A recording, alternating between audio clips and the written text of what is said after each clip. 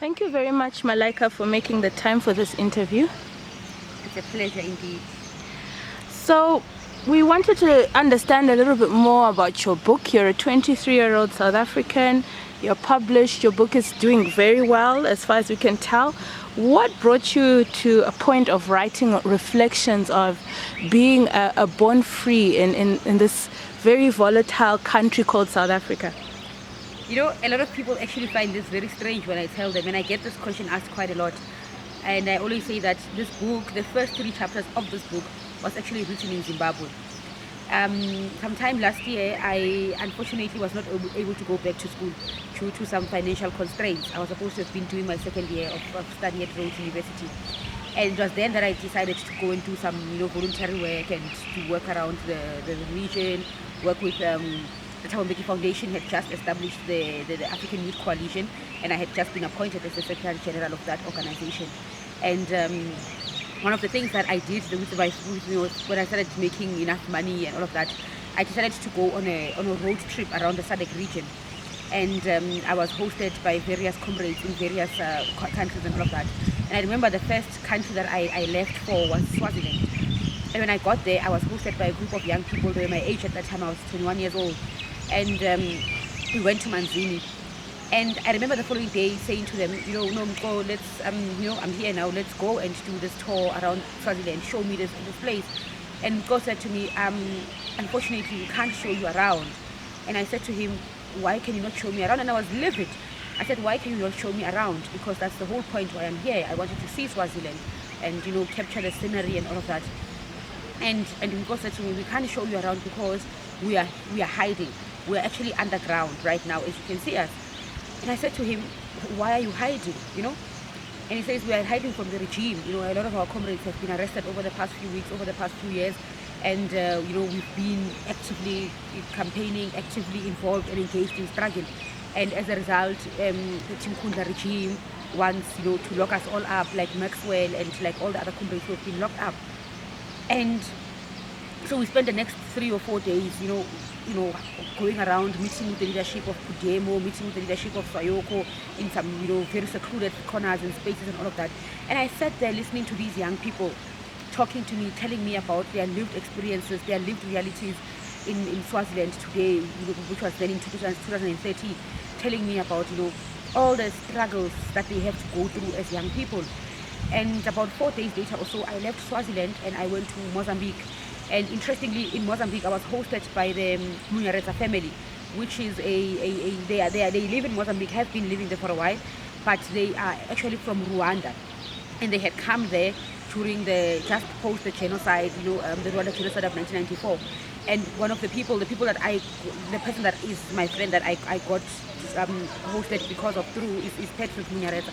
And he was a young man at that time. He still is a young man, 27, 26, around that age. And I remember sitting with Patrick, and he had vivid memories of what transpired during the genocide and post-genocide and so on. And I then went to Zimbabwe, to Malawi, to Namibia, to Zambia and all of that.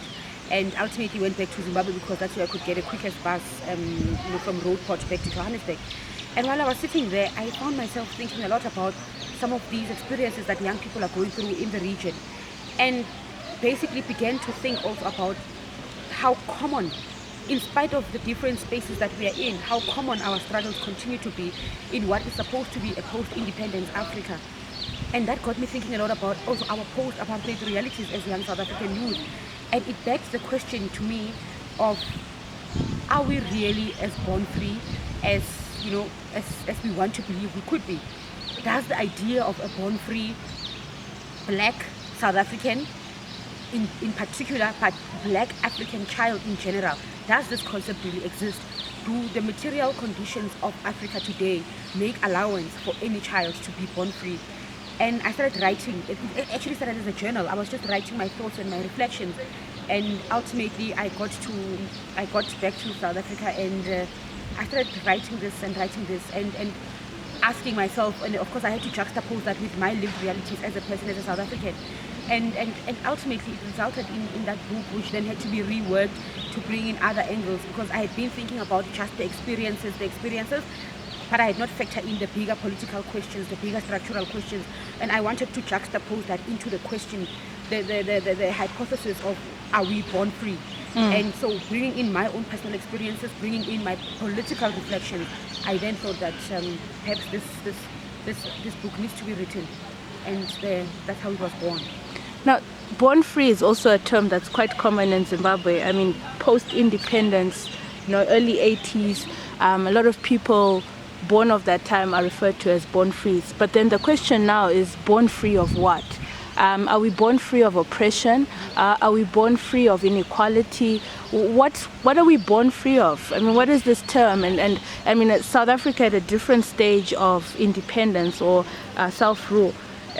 You're the sort of the first generation of young adults who can use that term to refer to themselves, or perhaps not. I don't know, you can contest that.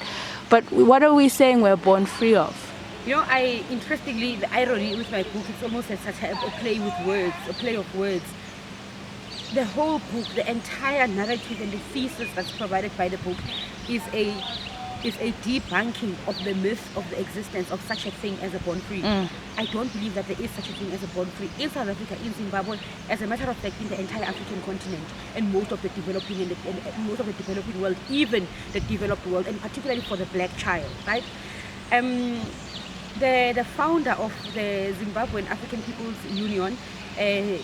Joshua Nkomo, said something very profound sometime in the late to mid to late 1980s. And I want to quote it in verbatim. He said this in his autobiography titled "The Story of My Life." He says, Dr. Joshua Nkomo says, "The hardest lesson of my life has come to me too late. It is that a nation can win freedom without its people becoming free." And I find that quote to be extremely profound and very relevant to South Africa, to Zimbabwe, to Namibia, where you've got comrades like Joe Chipululu right now fighting for land rights and all of that and so on. So the idea that there is a born free rides on the fact that democracy equals freedom. It rides on the false thesis and the false narrative that political independence means freedom. It does not. The whole logic of the apartheid struggle, the whole logic of the wars that informed the Chimurenga and all of that, were not fights about democratic. They were not merely fights about. They were not a struggle about obtaining the right to vote, obtaining the right to political power. There were struggles about having economic independence, economic emancipation. There were struggles about cultural emancipation. There were struggles about intellectual emancipation and all of that, and all the other features and facets and characteristics that define a holistic freedom, that completely define freedom, right? And for me, because the structures and the structural questions have not been addressed, because especially in South Africa, the economic realities of our people are still defined within colonial constructs. White monopoly capital continues to be a feature of the South African economy and so on. Therefore, freedom from what? Freedom to vote. Freedom to vote is nothing but a democratic right, it's a democratic gain. But we called them freedom fighters for a reason. They were not democracy fighters. They were freedom fighters because they understood freedom to be a much bigger ideal than just political power. So for me, the mere fact that a black child born in South Africa, like I was in the 1990s, still has to struggle through, the nervous conditions of living in the township, living a township life, issues of having the doors of learning shut in our faces as a result of our class location, the fact that we can't afford to pay fees, the fact that the black child is still the one who's on the receiving end of institutionalized racism, of exclusion from economic activity, of being placed on the periphery of genuine participation in the economy of the country, the high rates of unemployment and so on and so forth. And this is the same even in Zimbabwe, where I think you've got about an 80% unemployment rate, which affects mainly and largely the youth.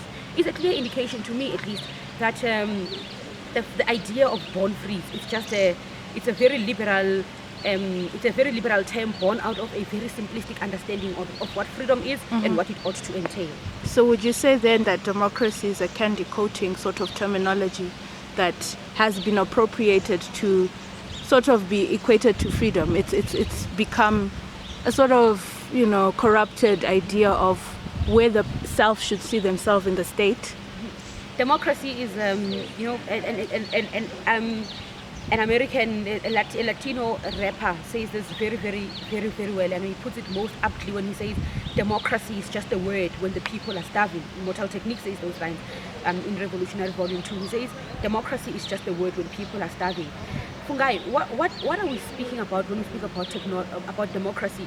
When the people who have got, I mean, you give people the right to access what they can access. So democracy in South Africa has meant that the black child, which is Malaika, who grows up and is raised in Soweto, is able to take a taxi and go to Sandton City. But once she gets to, so she can access that space. But even then, you know, even the whole issue of accessing space, it can be, that is in itself is debated and it's very controversial. So I can go to Sandton City today. But how easy is it for you? I mean, now we have the How train, but then where is the How train located? Where is the How train located? The How train is located, it begins there in Park Station, but for me to get from Soweto to Park Station, I need to take a taxi and pay about 12 rands, which might seem like it's very little money, but when you consider the fact that there are people who are living below the poverty line, and that's about 40% of the South African population living below the poverty line, it's something else altogether. So even the issues of access themselves are debatable. But then, you know, taking the example of Malaika, who is able, yes, to take a taxi from Soweto, she can go to Sandton by a taxi, but when she gets to Sandton, can she afford? Does she have the power to be able to access that which is there in Sandton? Yes, there's now democracy. Everybody, you know, now everybody has got a right to education, right? As underpinned by this democracy, we've got the right to education. But can education be accessed? Can Malaika be able to go into any institution of higher learning, even with great results, and say, I want to study here at Wits University? When NSFAS days, as we saw at the beginning of the year in South Africa this year, where more than 20,000 students were told you can't go to school, despite the fact that you've got the results, you've got the money, you meet the requirements and all of that, we simply do not have the money as the government to churn out for your NSFAS for you to study. So for me, once democracy is underpinned by all of these lived realities of inability to access certain things, of ability to, when you can access them, not necessarily own them and claim them and appropriate them for oneself, it becomes a very, very fancy term that is underpinned by very liberal constructs. Okay, and at the same time as you speak of all of these issues, Malaika is a published author at the age of 23 and goes to a very prestigious university, Rhodes. You know, has gotten access into spaces that many other young people wouldn't. You have a column as well in the newspaper. How then do you juxtapose that? You are obviously a person of privilege, but also a person of a historical oppression. How do you then speak as a representative as well as a voice of the young and urban and oppressed, but then also articulate your privileges in a way that makes sense? You know, I always said that for me, you don't measure the success of a nation on the basis of individuals who are able to access certain spaces when that system or that society is constructed in such a way that the majority is bound to be on the periphery of those privileges and the gain to that access. So yes, I speak as Malaika, a child who grew up in from a very poor background, who grew up in a shack, who was raised in a shack her whole life, went to live in an RTP settlement and so on, and who today is, you know, living in Grahamstown, renting her own apartment, able to pay her rent, works for the Sunday Independent, has published through Chakana, has traveled the world, been to 4 different continents. She's had those privileges, right? But you are speaking about Malaika, one child, one young black person from Soweto, in a community or a township that has got millions of other Malaikas who will never be able to access the space. And that is why, for me, the system itself is problematic, because it is not designed in such a way that everybody will be a beneficiary. It's designed to create a few Malaikas. The system is comfortable with a few Malaikas.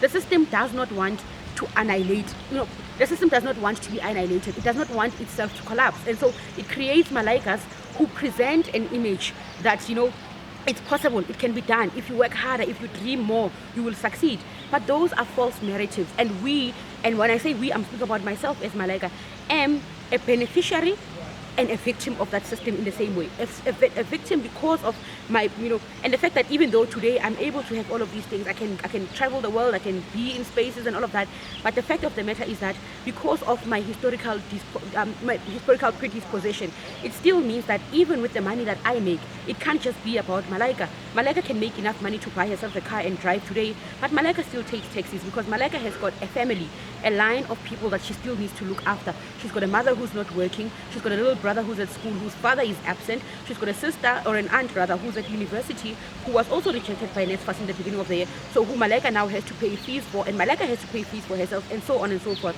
So the system is not designed to ensure that the structures themselves are changed.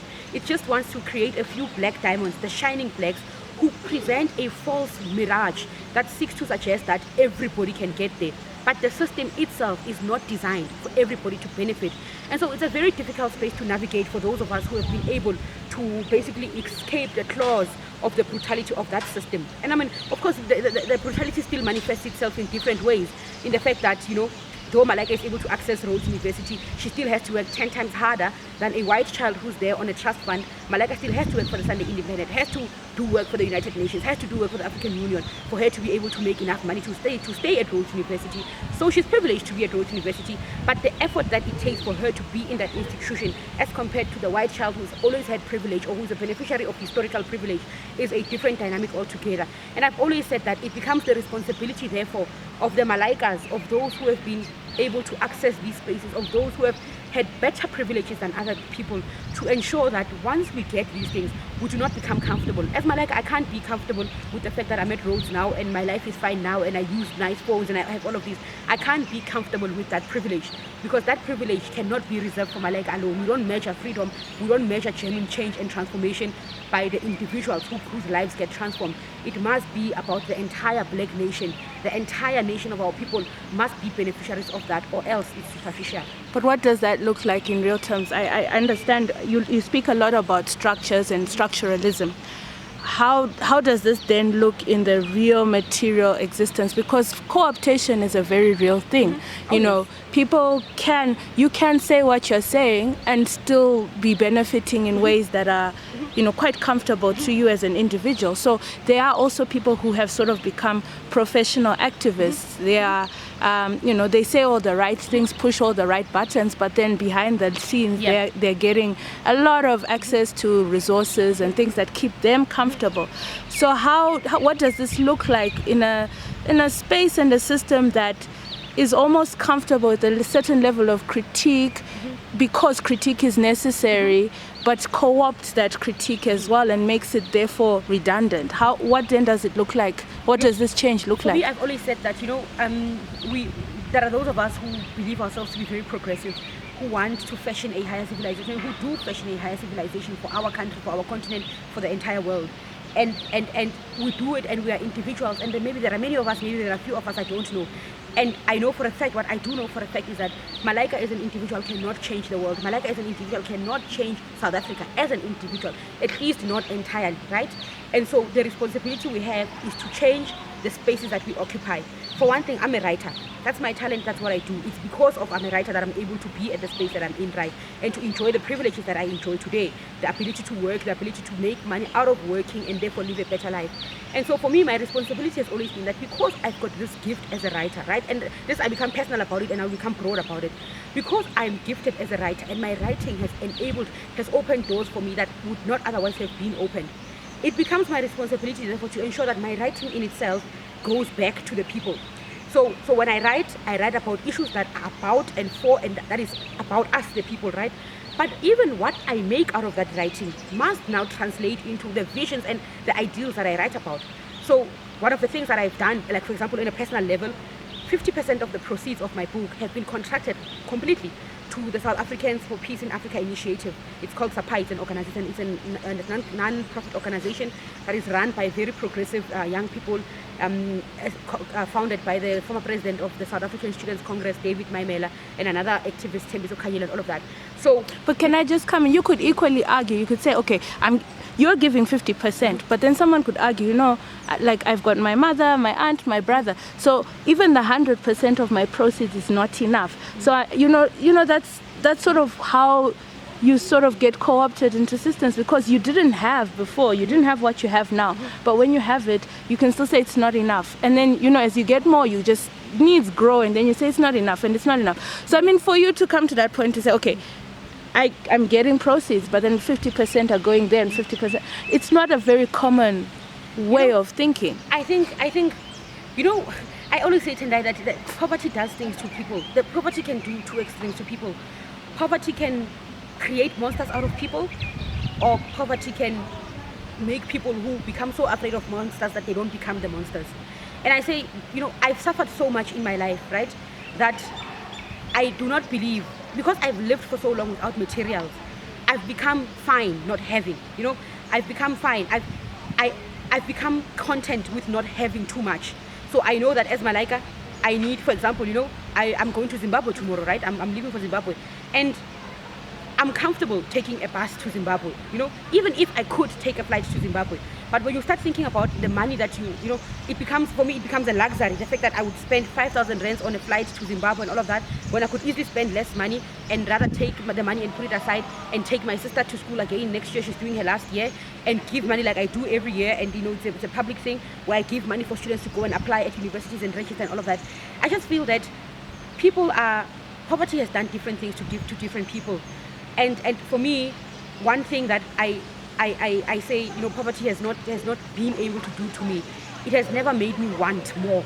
It has never made me want more than what I think it's an influence of many things. The mother who raised me and all of that, the conditions under which I was raised, the things I was taught as I was being raised, the socializations that happened as I was being raised, was one where one was taught, you know, greed and selfishness and the me and the I spaces and the want to benefit on your own has never been something I could identify with.